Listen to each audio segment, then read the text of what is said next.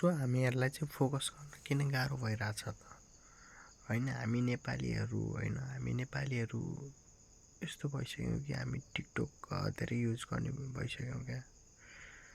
TikTok is highly addictive app हो क्या इन्स्टाग्रामको तुलनामा। इन्स्टाग्राममा बरु त्यस्तो फर यु पेज हुँदैन, तर टिकटकमा के हुन्छ भन्दाखेरि फर यु पेजको अप्सन त्यहाँ हुन्छ। अनि त्यसपछि हेर्दै गएपछि तपाईँलाई 3 घन्टा बितेको पत्तै हुँदैन, 30 मिनट पनि जस्तो लाग्दैन, त्यस्तो हुन्छ। अन्त त्यहाँनिर आफ्नो एटेन्सन स्प्यान पनि कम गरेर हुन्छ क्या, कम गरेर दिएर हुन्छ त्यो टिकटकले गर्दाखेरि त्यस्तो हुन्छ। यो टिकटक इज हाइली एडिक्टिभ क्या। टिकटकमा प्रत्येक स्लाइड पछि घिसारेपछि अर्को आउँछ क्या होइन,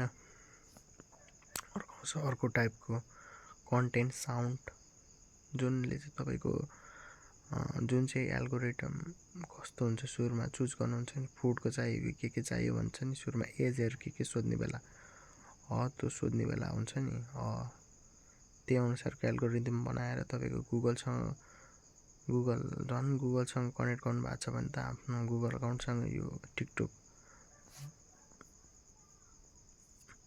त्यहाँबाट सबै तपाईँहरूको थाहा हुन्छ कि गुगलमा के सर्च गर्नुहुन्छ अनि के कस्तो चाहिएको छ तपाईँलाई, तपाईँको एल्गोरिदममा फिट हुने कुराहरू, तपाईँलाई चाहिने कुराहरू भन्दा पनि तपाईँहरूलाई कसरी टिकटकमा लामो समयसम्म बसाउने भन्ने उनीहरूको चलिरहेको हुन्छ क्या।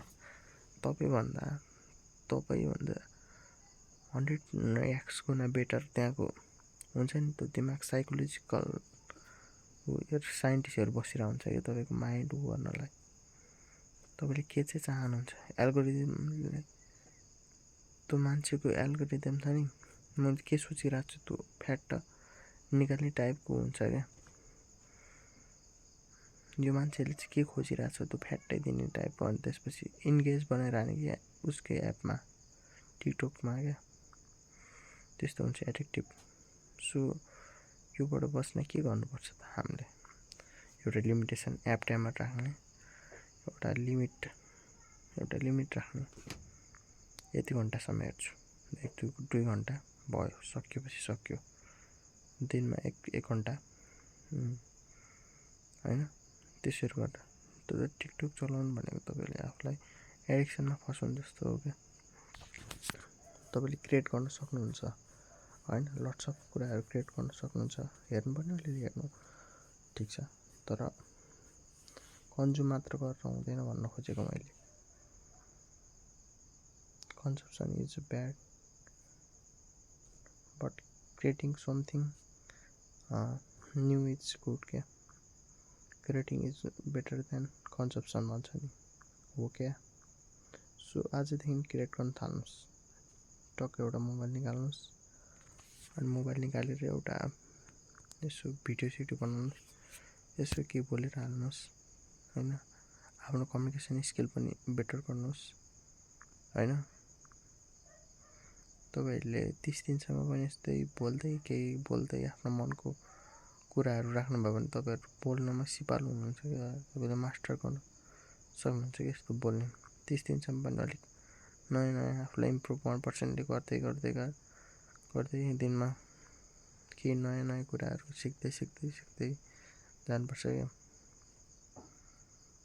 सो हामीले प्रोग्रेसको लर्निङ कर्भ जस्तो हुन्छ कि सिक्दै आज यो सिकेँ, आज भिडियो एडिटिङ सिक्ने, आज इन्सर्टबाट यो कट गर्ने, विचार सिक्दै बोल्ने, यसरी बोल्ने, यो ठाउँमा पज लिने भनेर सिक्नुपर्छ क्या, अनि मात्र हाम्रो प्रोग्रेस हुन्छ क्या। सो त्यो हो क्या। सो आजदेखि कन्टेन्ट क्रिएसनहरू गर्नुहोस्, अन्त कन्जम्सनभन्दा धेर क्रिएटिङ गर्नुहोस्, अनि त्यसपछि तपाईँहरूले लाइफमा केही एचिभ हुन्छ। आजको लागि तपाईँहरूलाई यति नै होइन। केही डाउट प्रश्नहरू छ भने मलाई सोध्नुहोस् होइन, कमेन्ट पनि गर्न सक्नुहुन्छ, अनि मलाई इन्स्टामा सोध्न सक्नुहुन्छ।